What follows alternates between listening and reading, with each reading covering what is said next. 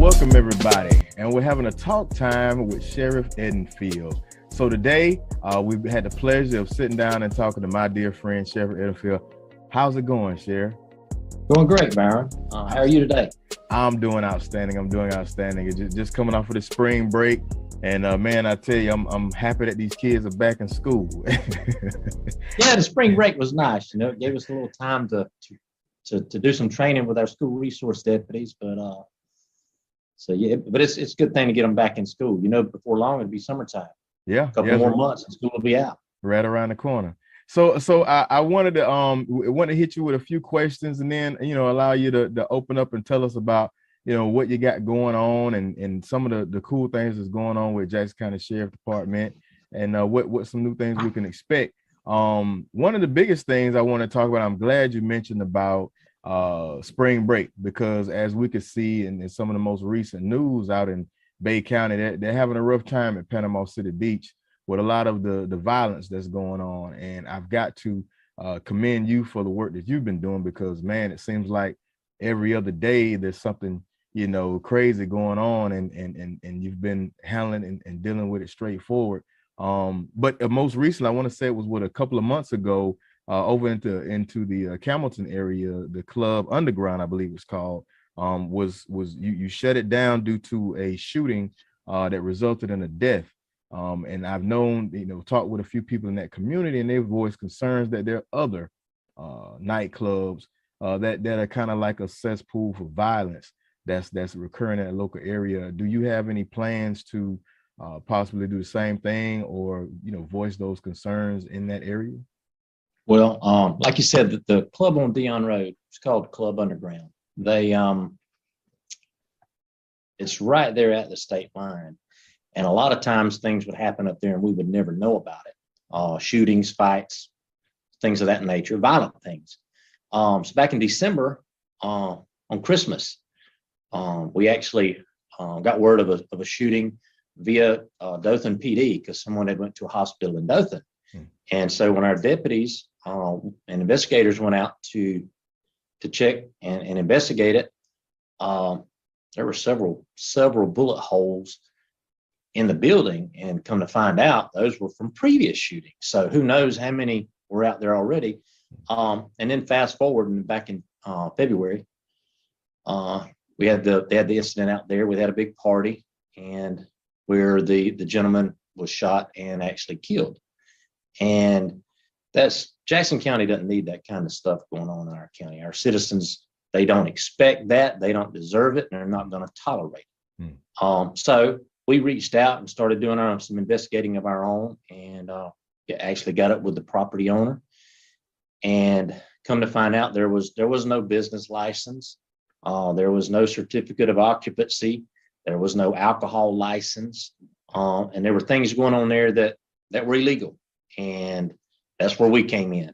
So the owner of the property graciously decided to close it, which was a good decision on his part. And and I know there's a few more around that occasionally we'll have parties of like such, but if there is illegal activity going on at those establishments, underage drinking or selling alcohol without a license or illegal narcotics, you can expect to see your sheriff's office there. And that's one thing that the main point that I made in the show was like, a lot of times, club owners, because I've dealt with, club promotion back in the day, and a lot of times club owners, they get attracted to that young money, Yeah. And they want to pack the building, and they start to lose sight and lose focus of safety, and all of those things that would attract violence. And when something happens, especially if they're not prepared, they don't want to pay the money for the security. They don't want to do the work to attract a different type of crowd. And so that fast money is young folks, but what also comes with young people is violence, is that young energy, that testosterone floating around everywhere, along with that tough guy juice, Right. But that I was happy to see that. And like I say, it was kudos to you and kudos to everybody within your department for the good work that you've been doing. Thank you. We had many residents in the neighborhood and throughout the county that reached out after that, and they were appreciative of it. And that's how it's supposed to work. Yeah, that's how it's supposed to work. Yeah. I mean, this sheriff's department is owned by the people. It's not mine. So that brings me to my next question. When we talk about the people. So also, last month, Ronnie, she had the opportunity to talk with Miss Letica Highsmith. She's the owner of Osana Mental Health Services, Counseling and Services.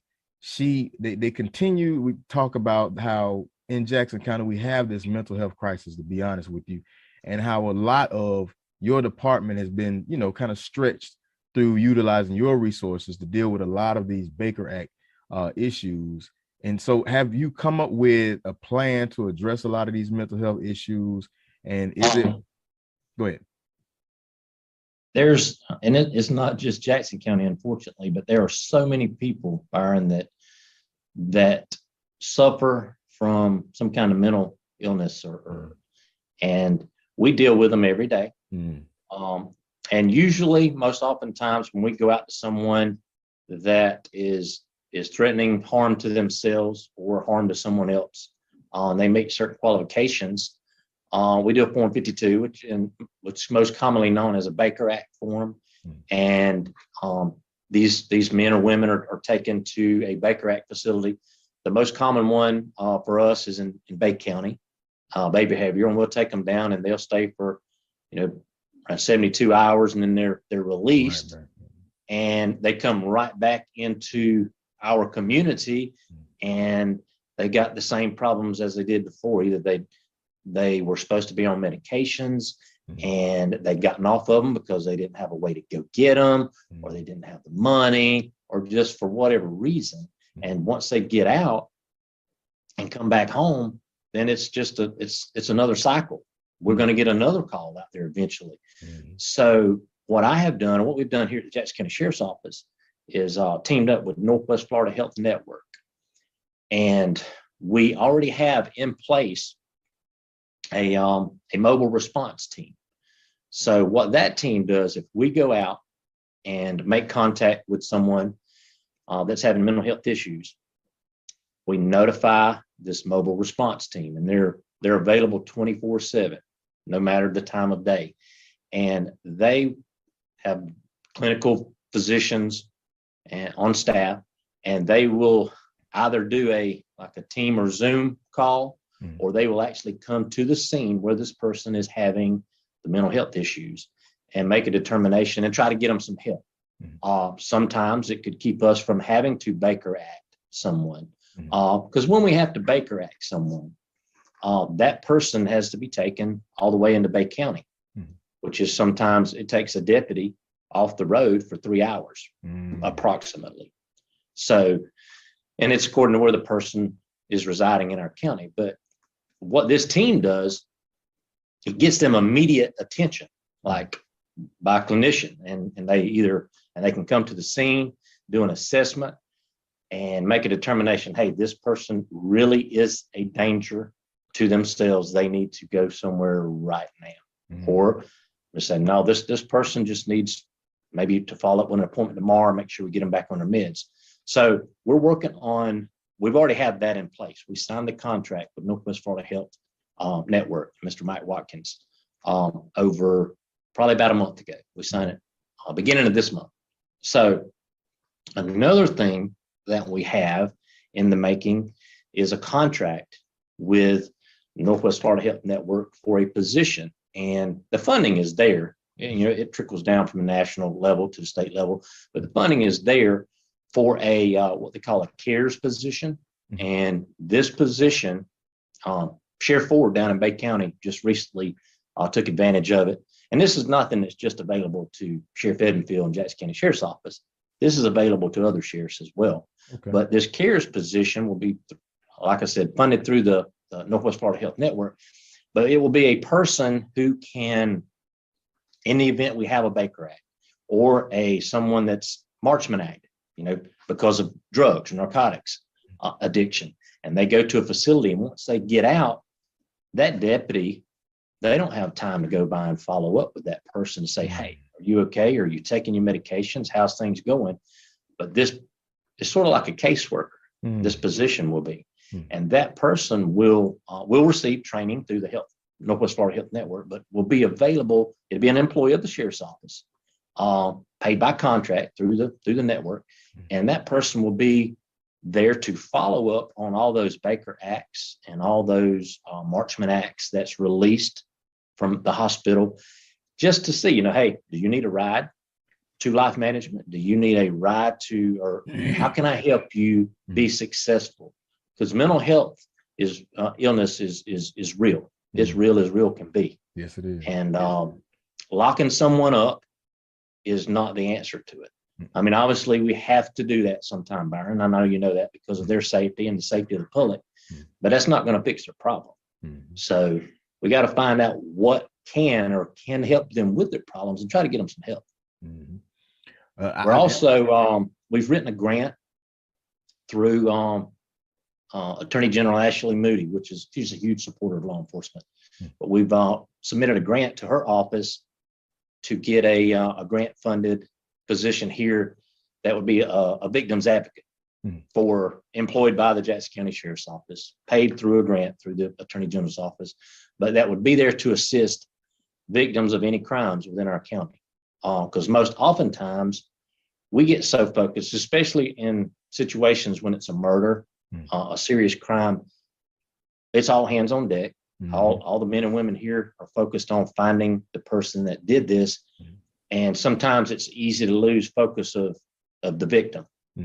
And because we're so focused on catching the bad guy, and this victim's advocate will be a huge, huge plus for us. That'll be that person that could step to the victim and sort of keep them updated and in the loop of what's going on as much as they can, but also let them know about anything that's available to them, all the services that's available to them. So we're excited about all of those, the mobile response team, the CARES position, and the victim's advocate position. That's outstanding. Good things are coming. That's outstanding. And one thing I'll say is that's one of the traits of a good leader, good steward leadership, is the fact that you can maximize your utilization of resources, because there's a lot out there. You just got to know who to tap into and how to utilize it. That's right.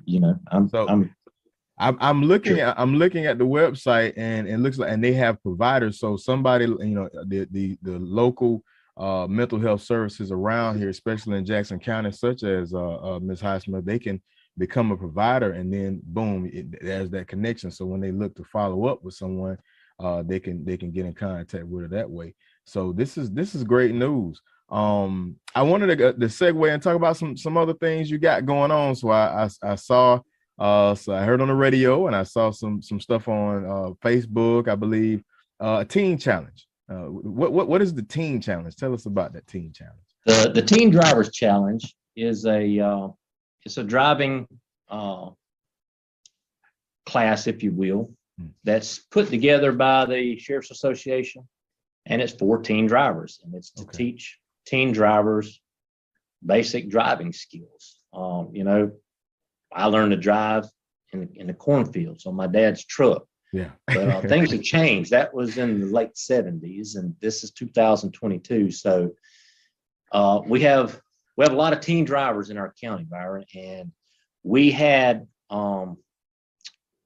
at one time, Jackson County had the highest teen traffic fatality rate in the state per capita, which is not a good thing.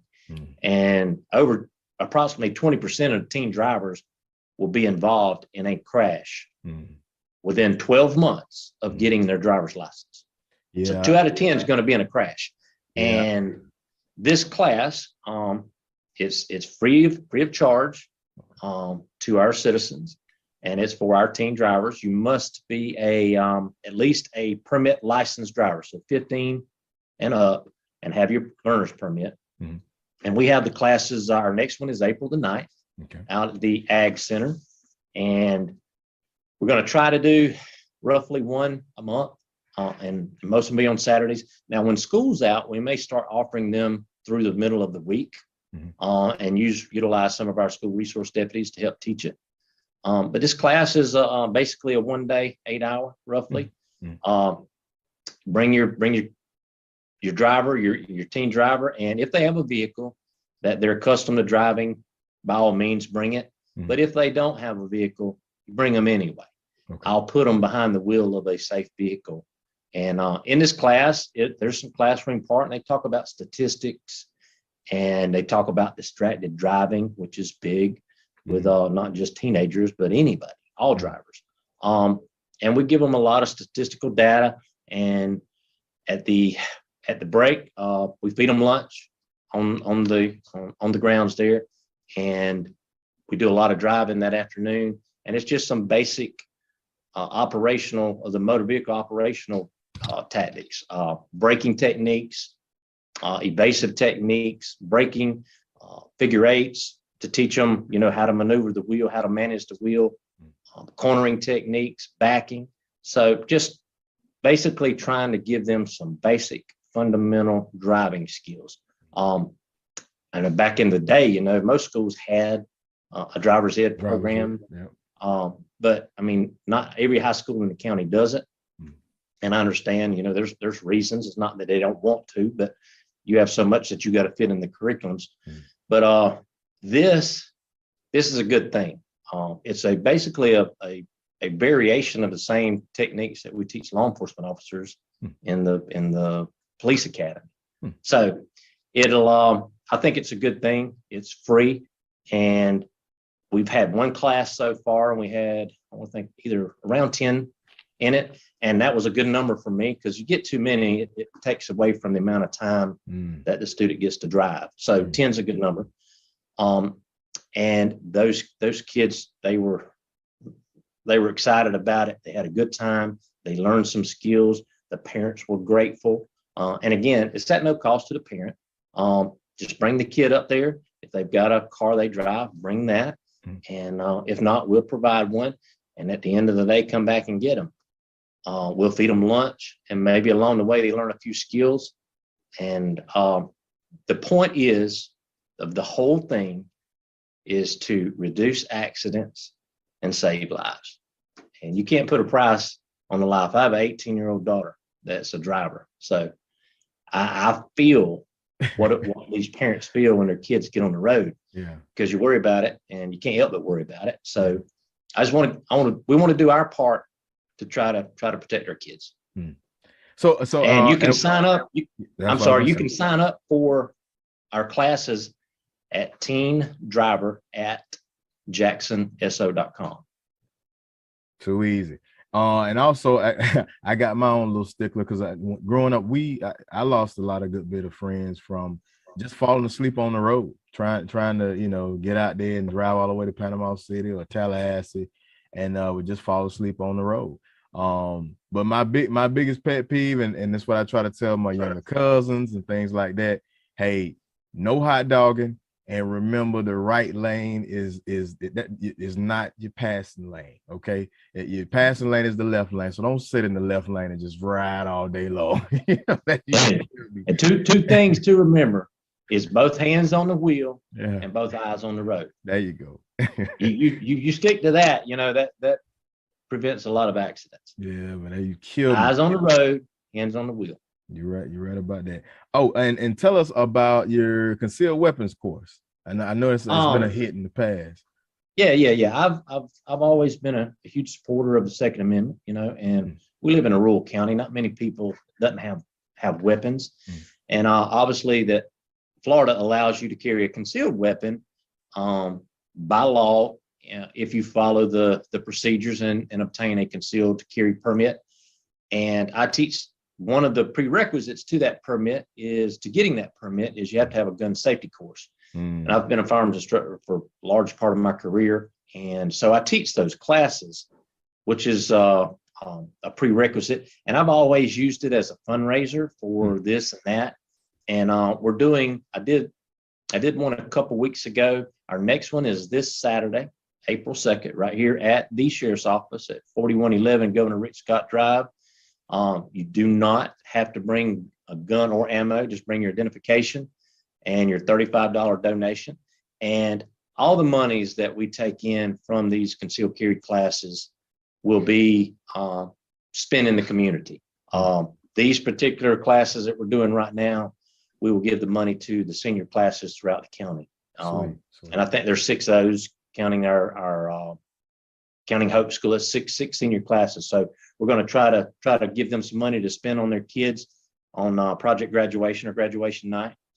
And so it's a big win-win. We help folks legally obtain a concealed carry permit, and we raise money for a good cause.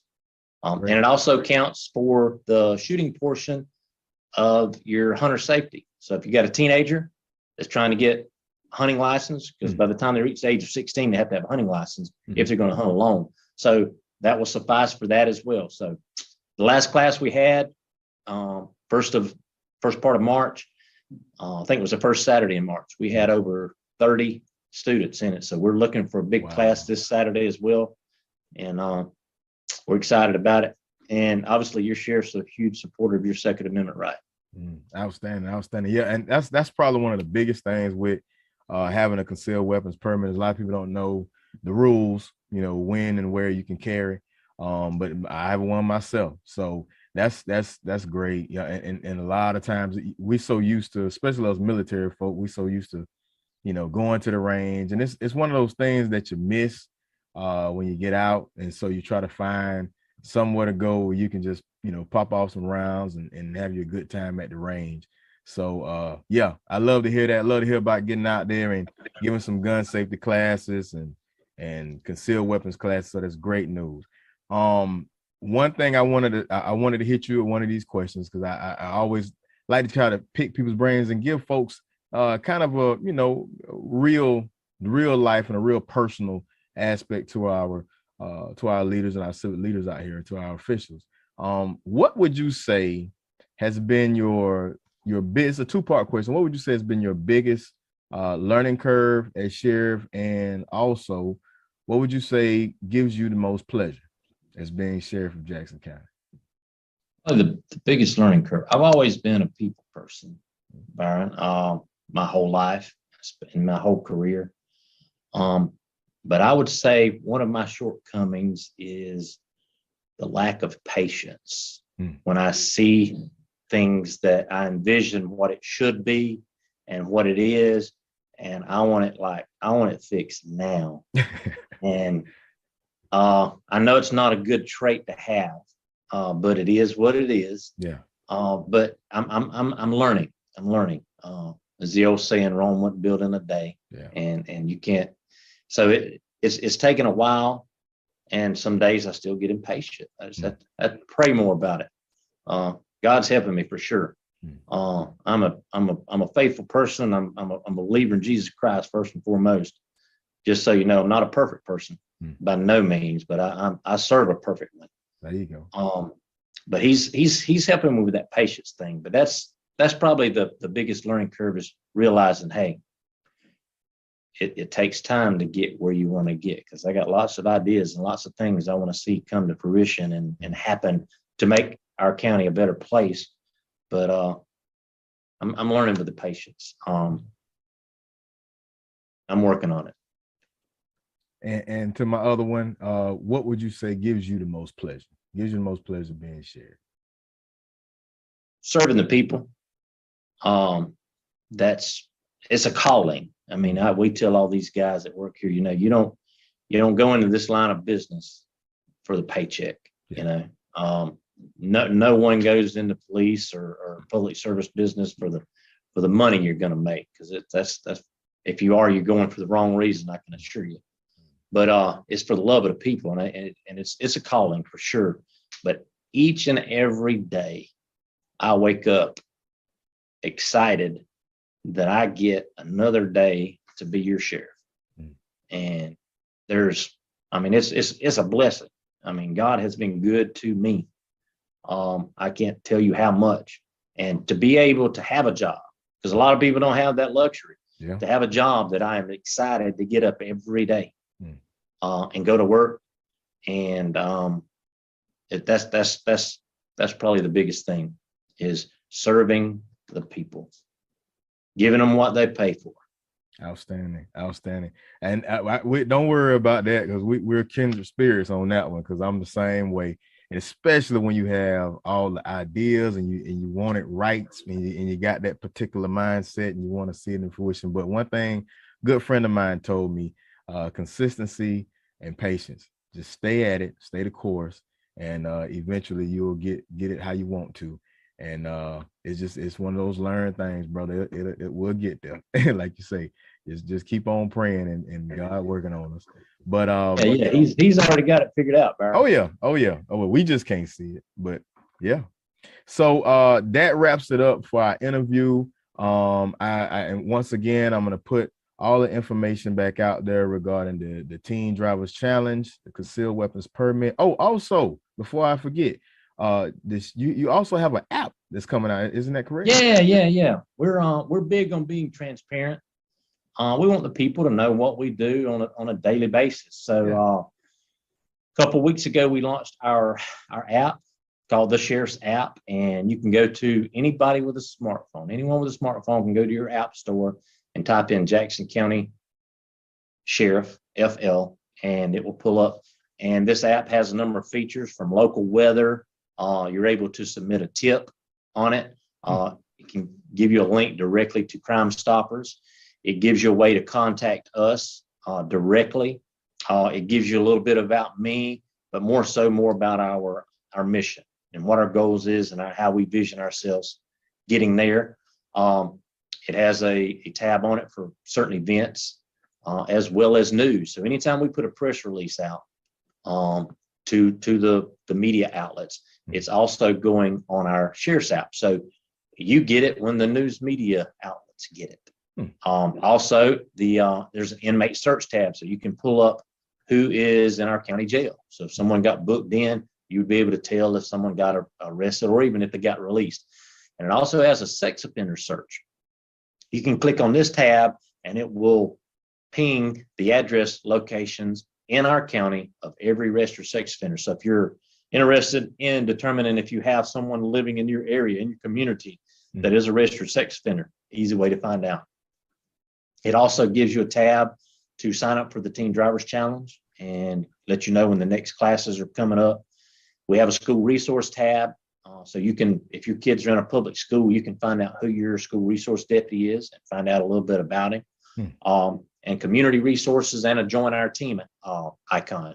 So if you're interested in being a deputy sheriff or a communications officer, there's information on there about that. And it also gives you a few links down bottom, how to contact us or how to link up with all our social media pages, because we're on Facebook, we're on Instagram, we're on Twitter.